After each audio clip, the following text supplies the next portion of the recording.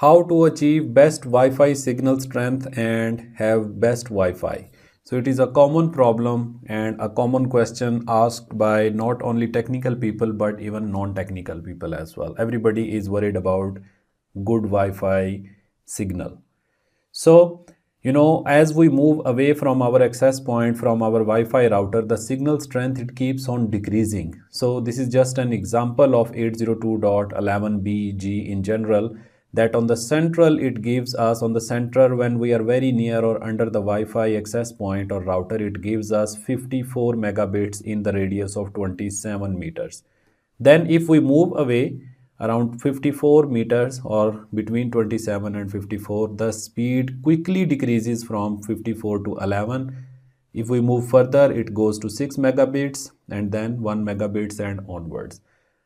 So signal strength keeps on decreasing. This is not the 100% valid idea for everyone, but it is a general idea because mainly the signal strength depends on so many factors that I am going to discuss and explain to you how we can increase. If there are obstacles, if there are dry walls, there are concrete walls, how have you placed your Wi-Fi router, which Wi-Fi router model are you using. So different parameters, but generally this is an overall idea that as we move away from our access point or our Wi-Fi router, the signal strength decreases, especially in the 5 gigahertz band, because that is higher frequency and it gives us more data rate. But as we move away, the signal strength decreases very quickly in 5 gigahertz, right? So this is just an indicator that minus 30 dB, we consider it as maximum signal, right? Minus 50 dB, dB is decibel. Actually, this is the logarithmic scale which tells us in numbers, in decimal numbers, we can say generally, because if we start talking about in milliwatts and all of that, it might be so many zeros. So that's why we always use logarithmic scale when we talk about signals. It is a clear indication even to a general person, general people, we can tell them 30 dB, 50 dB, 60 dB, as compared to we tell them 0.00000 milliwatts, something like that, because there is a huge variation between the signal strength and the numbers, right? So minus 30 dB is maximum signal and minus 90 we usually say there is no connection, that we are away from the field of Wi-Fi. So how to increase the Wi-Fi range, how to get best signal? These are some 10 recommendations which I have prepared for you guys. Let me explain one by one briefly, and if you have any question you guys can ask. This is for general home. These are not technical things. These are, you can say, for general people, for general normal person who is using Wi-Fi on mobile phone or on the laptop or a tab. So you can go through all of them and you can also configure, except some router configuration, but these are general techniques which you can apply and get good Wi-Fi signals. Okay, so how to increase? First of all, you should check your frequency band and use the less crowded band. So go to your router. I have given an example of the TP-Link router model. This is the general one which is coming these days. Most of the TP-Link models, it's the modern look. But even if you have Cisco, you have Calix, you have Huawei router, any router, just go into the setting. The interface might be a little bit different. I showed you in the practical lab as well on some router models that how to reach here. So you can just log in, open 192.168, whatever IP address does your router have, it is usually written on the bottom of your router. So go to that IP address, log in with default user password, or ask your internet service provider to give you the login information if they allow you. Then inside, more or less, it's all same in all router models, all Wi-Fi routers. So either you can use the wireless band. So number one, you should check that whether 2.4 gigahertz is more suitable or 5 gigahertz is more suitable for you. And how to check this? There are many Wi-Fi analyzers, there are many performance parameter tools.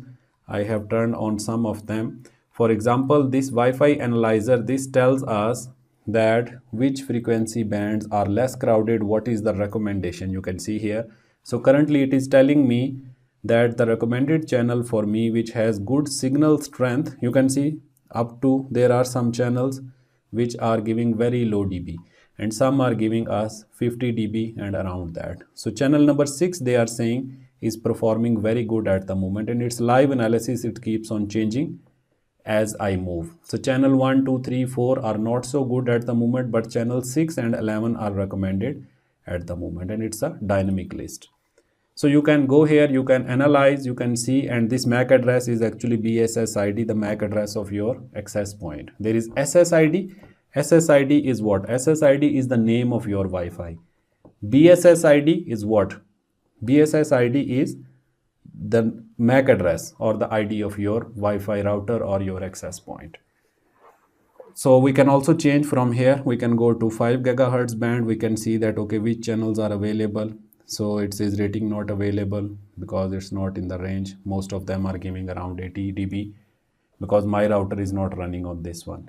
So we can change from here between 2.4 and 6, and from the view we can also check what is SSID, what is BSSID, all of that.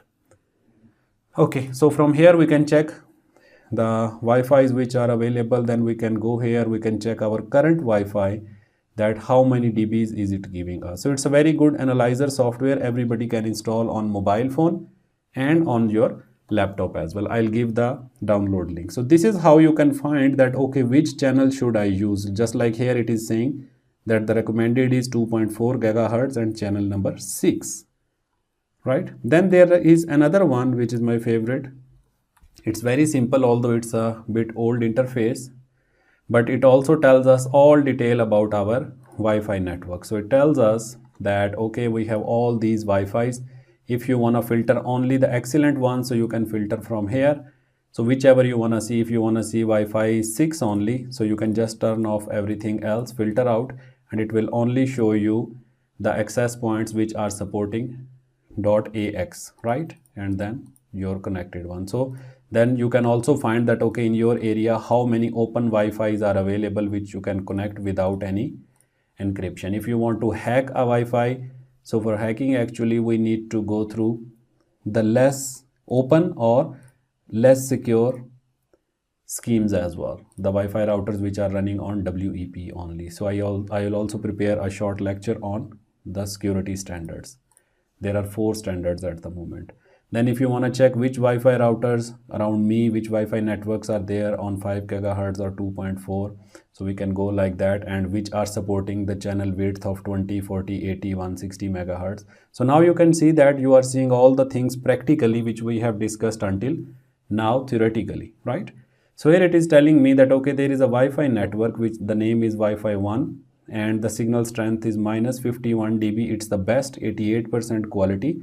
This is the MAC address of access point, BSSID. The vendor is Calix, and maximum I can get 144. With this one I can get 72 sometime, and here it's showing me the live performance as well. The type is infrastructure, of course. The modes it support is BGN. It is working on channel number 1. It supports 2.4 GHz and the current frequency is channel number 12412. The width is 20 MHz and it is 2x2 streams, which means multiple input, multiple output. 2x2 is 2 input antennas, 2 output antennas.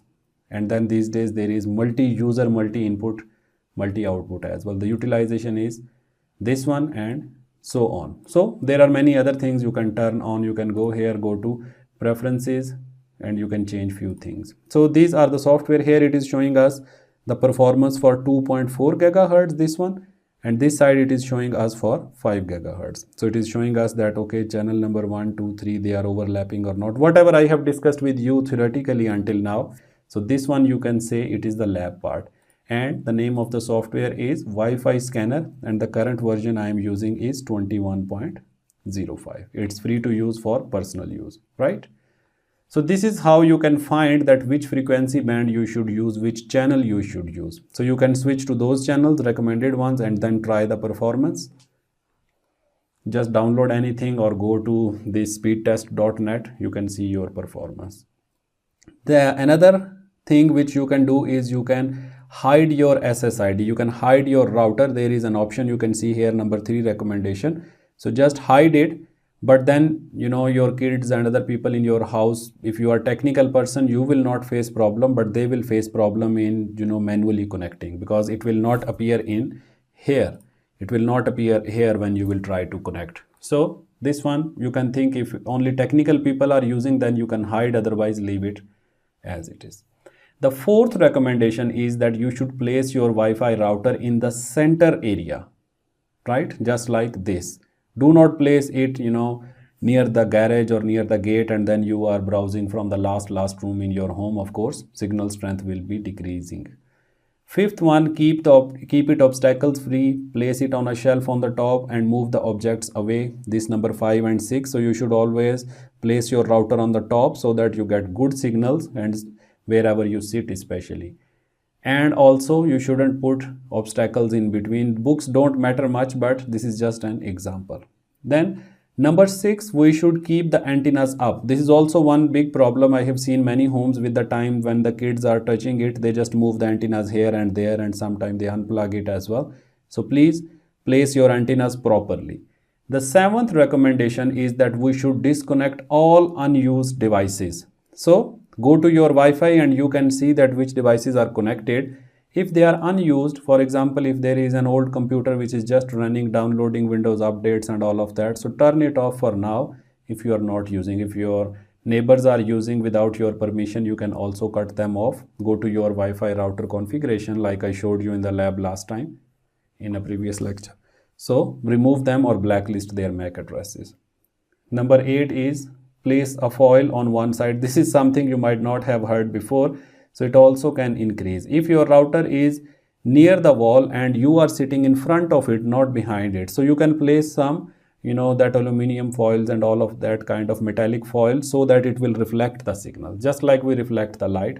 It's also a small thing you can try if it improves your signals or not. Number 9, you can use mesh Wi-Fi and avoid repeaters. This is a common mistake as well. If your house is big or office is big in terms of space, so what people do, they just go to the market and they buy Wi-Fi repeaters. They plug into the wall. So 1 or 2 is okay, but if you keep on repeating, then it creates so many problems. Practically, I have seen it creates so many problems. So in that case, you should go with mesh Wi-Fi. These days, there are many solutions, especially from TP-Link and other companies. So go with mesh Wi-Fi, proper solution. They give you 3 devices, place one on one corner, another on your top floor. Something like that. So go with a proper solution. Don't keep on buying those cheap repeaters and putting it there. It will decrease your performance. Number 10 and last, keep your Wi-Fi router software updated always. Whenever it asks for the update, find a free time in night time and you can update so that it does not interrupt your work in the daytime. So these are few recommendations that you should go with to improve the range of your Wi-Fi network, especially using this software. So you guys can try these utilities, these tools, if you are a network engineer or even a normal person, normal Wi-Fi user, and then tell me how did you feel, what did you find, did it improve for you or not. So this was all about the signal strength, because I was getting so many questions in the comments that I am getting signal strength problems. So this is how you can improve your performance. Even if you are designing the network for a company with multiple access points, the same things apply over there and you need to be more careful.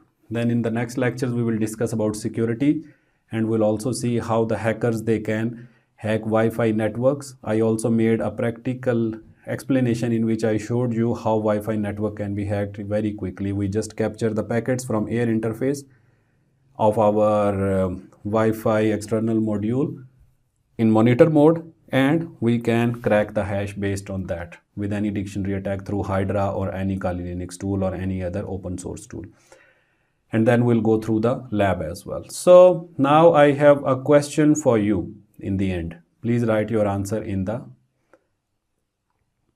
comment section below. So which Wi-Fi band gives us faster data rate? Is it 2.4 GHz or 5 GHz? I'm not asking about overall performance or range or anything.